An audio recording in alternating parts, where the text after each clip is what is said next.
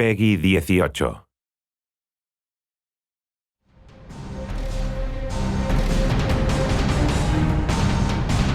It's a great and desperate adventure for all the players. It has elements of addiction, it has elements of sacrifice. You're not part of the King's Guard. The great thing about Hunted is that nobody is what they appear, and in fact even our heroes don't know themselves until they're pushed over the edge of reason.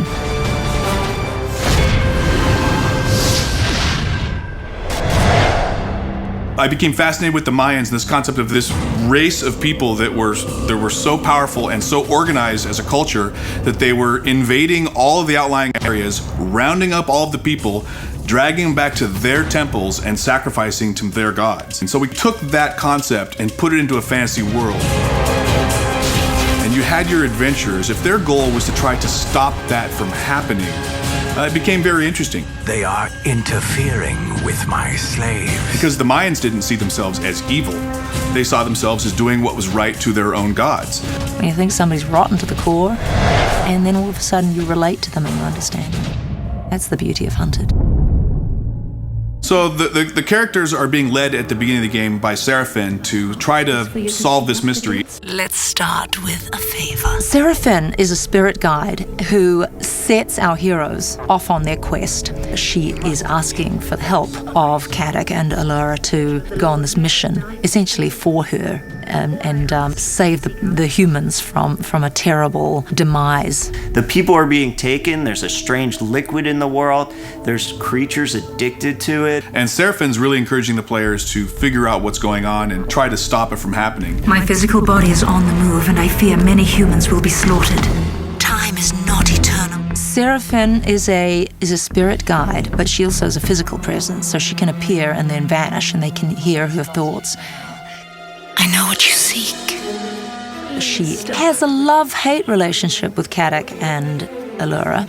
She loves Caddoc, she hates Allura. There's no need for your snarky nature, Huntress. Caddoc's kind of like, seems like she's got good ideas, let's kind of follow along. And Allura's kind of like, I don't trust her, but I'm in for the action. Seraphin has convinced the characters to find these magic crystals throughout the world. And you use these crystals and give them to Seraphin, and she in turn bestows magic skills and magic abilities on the players. Now please, hand me the crystals. And she desperately needs you to achieve certain quests for her. And she, as a spirit guide, is relaying messages to you. You must get this done, otherwise I will die. I'm afraid the danger that lies ahead is graver than I had foreseen. When you do a video character, you want to develop something that's going to make people feel, it's going to really bring the graphics alive.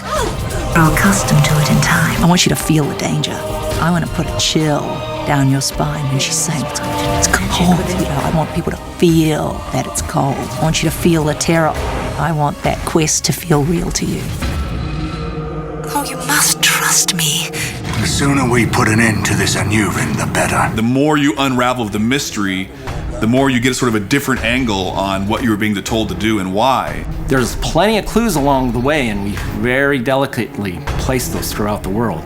They'll get to the end of a level and discover what they thought was true is not quite true, it's a little bit different. Caddoc and Allura go through many terrible travails, and they're terribly sorry at some point that they ever began this quest, but there's nothing for it now. The die has been cast. There, more prisoners. It's kind of like a movie. Once you get to the end and you look back at all the clues that you're given, you're going to go, oh, now this makes complete sense. That's what that was. The end is literally soul-destroying for somebody. I'm not going to say who.